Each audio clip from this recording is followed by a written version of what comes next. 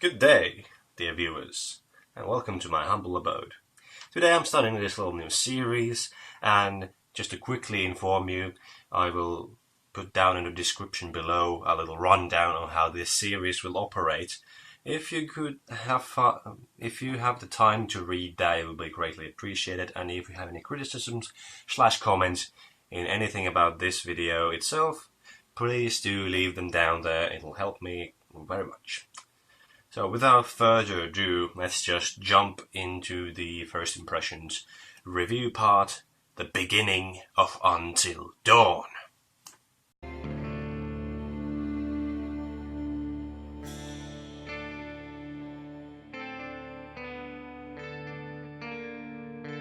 Until Dawn is a horror title for the PlayStation 4 by the guys at Supermassive Games, who previously are known for some PlayStation Move titles for the PS3. Jesus Christ, how horrifying!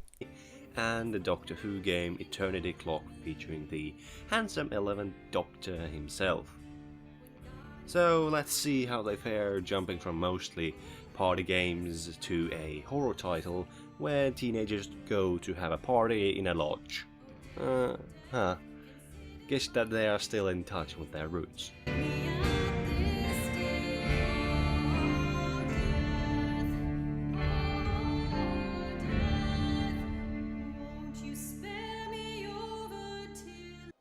The first thing that grabs my attention with this title is the style for which they are going for.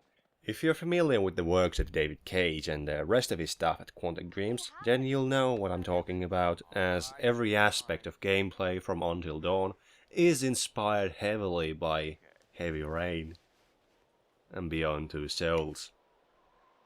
As these games truly are an interactive movie, more so than anything else. Quick time events and some light exploring as you walk around the beautiful environments. So if that style of game does not suit you, well, I can't blame you for that. But personally, I do enjoy these kinds of games from time to time. Especially if there is an interesting narrative going on within the game. And at first that kind of worried me with this game, as I never really enjoyed slasher films in my younger years, nor do I in the present, because you usually know right from the bat that everyone either dies, or the obvious main character plus possible love interest survives, and that really just ruins the immersion in those films for me. But here you genuinely have no clue if someone survives, or if all survive, or anything in between. Now why is that? The reason is that Supermassive had taken pretty hefty inspiration again from the popularity of Telltale-style episodic games, where the players are given the power to shape the narrative to suit their personal experience, to some degree at least. The episodicness also comes in the form of previously on splash screens after every chapter, kinda like in Alan Wake. These can get pretty annoying if you marathon through the game, as one chapter equals pretty much 1 hour a TV episode, but they are still a nice touch. Now the choice mechanic in Until Dawn is Telltale mechanic but on steroids, as a lot of the choices that the game presents you with will have some sort of a butterfly effect later down the line in the story, and this allows indeed multiple branches of story to happen. It will require some more playtime from me to see how different the possible endings are, to see if it is even worth playing through multiple times. But as I am on the 3 to 4 hour mark on this game, I can definitely say that it's worth to play at least once. But don't go on buying this game just on that basis yet. The other reason why this game deserves at least that one playthrough is simply the atmosphere it gives. Everything from beautiful wintry surroundings, which you can just stop and look at for a few minutes and just take it really in and appreciate it.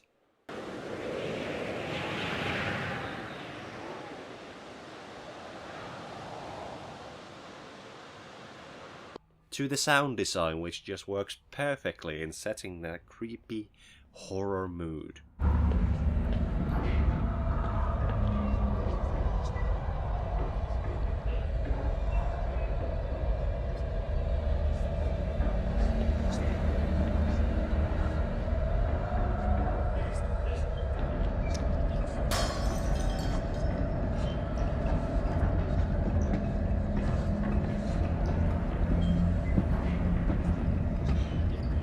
Even the camera angles bring in its own creepiness, as it kind of feels like you are a crazy murdering psychopath tailing these kids. Getting chills. We're almost there. No, I mean getting kind of creeped out. Oh, yeah. It's gonna be weird seeing everyone up here again. Definitely not gonna feel like a regular party. I mean, what do you think? Jesus! If I had to say something that annoys me about the game, it's the characters. Most of them are just bratty, bitchy high schoolers. No one wants in on your territory, honey. Excuse me? Did you say something? Oh, did you not hear me? Was your sluttiness too loud? Sounds like someone's bitter she didn't make the cut. Yeah, it's all a big cattle call with that dreamboat. Congrats, you're top cow. And well, honestly, what did I really expect, though? The game is in its heart a slasher movie, so we need annoying teens that you may want to be killed. It's kind of like the Mass Effect 2 suicide mission, where you want to keep everyone alive, but instead of Tali, Garrus, Miranda, Grunt, etc., etc., you have a team full of Jacobs. Another character that gets introduced is this psychiatric investigator who tries to figure out what has happened in that lodge during the slashings that occur in the game. Also, you are his patient for some reason. We don't know yet. I trust that you have stayed in the company of good friends since our last session. This time, we're going to try to understand the root of your anxiety. Now pick up that book, turn the pages.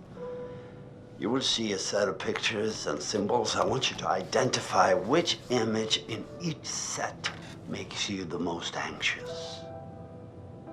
He also asks you questions and all kinds of stuff in order to determine your personality, so that the game would be more scary to you on a personal level, even though it doesn't really affect much. It really just gives, are you afraid of snakes? Well, I have a snake now on my table. It's creepy. This is a nice mechanic, even when it seems quite shallow at times, as I mentioned just before, especially if you compare it to similar segments in Silent Hill Shattered Memories, where the questions and personality tests seem to be more open and varied. That's my memory, at least, of it. All in all, my first impressions with the game are very positive indeed, and for fans of David Cage-esque games, I can easily recommend it. But how will my opinions change as we reach the end? So, that indeed was the opinion at the start. But how indeed will we fare when it comes into the end? I don't know. But I'm afraid once again we are out of time. But we'll talk very soon, I promise. In the meantime, take a look at these options. You can either like the video, or if you enjoyed it so much, you can like the video and subscribe. Or if for some reason you hate liking videos, you can also just subscribe. Either way, it would be appreciated. Take your time with that one. It is important.